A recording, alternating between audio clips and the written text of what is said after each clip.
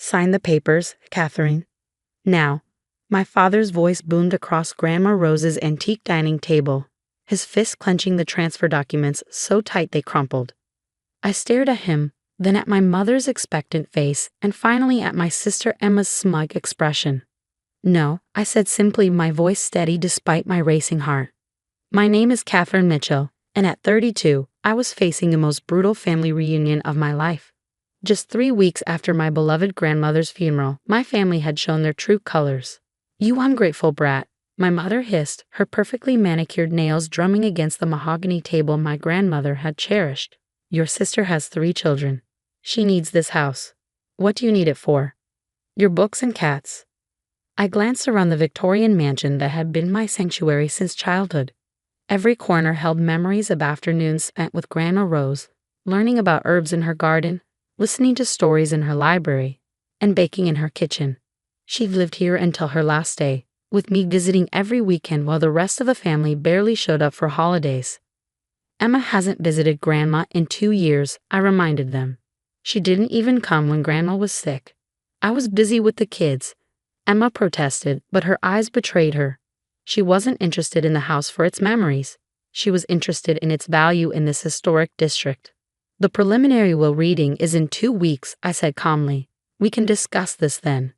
My father stood up so abruptly his chair toppled backward. "There's nothing to discuss. Your mother and I have decided. Emma needs this house for her family. You're just being selfish." "Selfish?" I laughed, though there was no humor in it. "I'm the one who took care of Grandma. I'm the one who drove her to doctor's appointments, maintained this house, kept her garden alive. Where were all of you?" "That's what unmarried daughters are for," my mother said dismissively. "Now it's time to think about the future. Emma's children haven't set foot in this house since they were born." I cut in. "They don't even know their great-grandmother." "Because you monopolize her," Emma shrieked, her face reddening. "You always were her favorite, always here, always playing the perfect granddaughter." I stood up, gathering my composure. "I'm not signing anything. We'll wait for the official will reading." What happened next still feels surreal. My father stormed to the front door, pulled out a set of keys, and started changing the locks. Right there, in broad daylight, while neighbors could see. "Dad, what are you doing?" I asked, watching in disbelief. "Teaching the lesson about family loyalty," he growled. "If you won't sign willingly, we'll make sure you have no choice. This house belongs to Emma now. You can collect your things tomorrow," supervised. My mother nodded approvingly while Emma texted rapidly on her phone, probably already planning renovations. I felt a strange calm settle over me as I watched them, remembering Grandma Rose's words from our last conversation. "Kitty," she'd said, using her special nickname for me, "sometimes people show you exactly who they are. When they do, believe them." I picked up my purse and the small box of my grandmother's letters I'd been sorting through. "You know what? Keep the keys. But remember, Grandma Rose was smarter than all of you combined." "Is that a threat?" Emma sneered. "No," I replied, walking toward my car. "It's a promise." What they didn't know, what none of them had bothered to learn, was that Grandma Rose never did anything without a plan. As I drove away, I could see them in my rearview mirror, standing triumphantly on the porch of a house they thought they claimed. I smiled, thinking of the real will safely stored in her lawyer's office, and the secret she'd shared with me during those final precious days. Sometimes, karma doesn't need any help at all. Let them have their moment. In 2 weeks, they'd learn exactly what Grandma Rose thought about family loyalty. The next 2 weeks were a circus of family drama. Emma moved into Grandma's house immediately, posting constant social media updates about restoring our beloved family home. She'd already painted over the hand-stenciled flowers Grandma and I had spent a summer creating in the kitchen, replacing them with what she called modern farmhouse chic. My phone buzzed constantly with messages from relatives, most taking my parents' side. "Think about your nieces and nephews," Aunt Paula wrote. "Don't be selfish." Uncle George called to remind me that family comes first. None of them mentioned how they'd barely visited Grandma Rose in her final years. I stayed quiet, living in my small apartment across town, reading through Grandma's letters each night. One particular note, written 6 months ago, kept me going. "My dearest Kitty. When the time comes, remember, patience is more than a virtue. It's a weapon. Some people are so busy grabbing what they want, They don't see what's right in front of them. You've always looked deeper, seen the real value in things. That's why you alone understand what this house truly means. Emma sent me photos of my things piled in boxes in the garage, including my grandmother's cookbook that had been promised to me since childhood. Better come get these before it rains, she texted with a laughing emoji. Oops, forecast shows storms tonight. I didn't respond. Instead, I called Mr. Harrison, Grandma's lawyer of 30 years. Everything's in order, he assured me. Rose was very specific about her wishes. Are you ready for tomorrow? More than ready, I replied, thinking of the garden shed key I still had, the one my family didn't know about, and the contents Grandma had shown me last spring. The morning of the official will reading arrived bright and clear. I walked into Mr. Harrison's office to find my family already there, dressed like they were attending a victory parade. Emma wore a new designer dress, while my parents sat smugly near the lawyer's desk. Now we can finish this nonsense, my father announced as I took a seat by the window. Catherine, after this is done, I expect you to apologize to your sister for all the drama you've caused. Mr. Harrison cleared his throat, adjusting his glasses. Before we begin, I should note that Rose Mitchell was very particular about her final wishes. She made changes to her will 6 months ago, and was, I assure you, of completely sound mind. My mother waved her hand dismissively. Yes, we know. The house goes to the family, which means... Please, Mr. Harrison interrupted firmly, let me read the document as written. He opened the file and began. I, Rose Eleanor Mitchell, being of sound mind, declare this my last will and testament.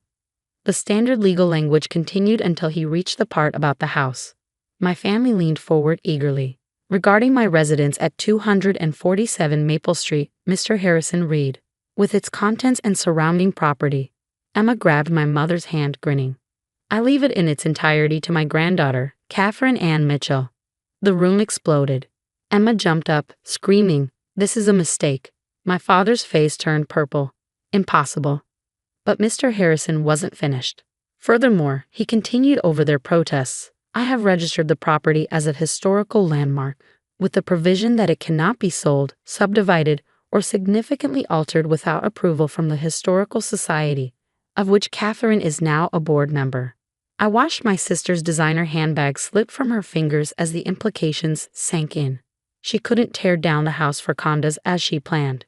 She couldn't even paint without approval. There must be some mistake, my mother insisted. Rose would never. There's more, Mr. Harrison said, holding up a hand. In the garden shed, there is a collection of historical documents and photographs pertaining to the Underground Railroad station that once operated from this property. Catherine has been assisting me in cataloging these materials for the past year. They, along with the house, are now part of our city's protected historical registry. The silence was deafening. My family stared at me as if seeing me for the first time. All those weekends I'd spent with Grandma, all those hours in the garden shed, they'd assumed we were just pottering around with her herbs and flowers. They'd never bothered to ask what we were really doing. You knew, Emma whispered. You knew all along. I met her eyes calmly. I knew Grandma. Really knew her. Not just what I wanted from her. This isn't over, my father threatened, standing up.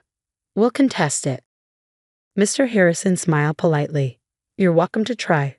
But Rose left extensive video documentation of her decisions, her reasoning, and Catherine's involvement in preserving the house's historical significance. Would you like to see them? The aftermath of the will reading was exactly what you'd expect from a family who just had their greedy plans derailed. My father stormed out, declaring he'd fight this all the way. Emma collapsed into dramatic tears, while my mother alternated between threats and attempts at manipulation. Think about what you're doing to this family, she pleaded, following me to my car. We can work something out. You can still live in the guest house while Emma takes the main house. I turned to face her, finally ready to say what I'd held back for years. Mom, do you remember what you said when Grandma broke her hip last year? That you were too busy to help because of your book club. I was there every day, helping her recover, while Emma didn't even send a card. That's different. She had the children. No, I cut her off. It's not different. It's exactly the same. You all saw Grandma and her house as assets to claim, not as something to cherish and protect.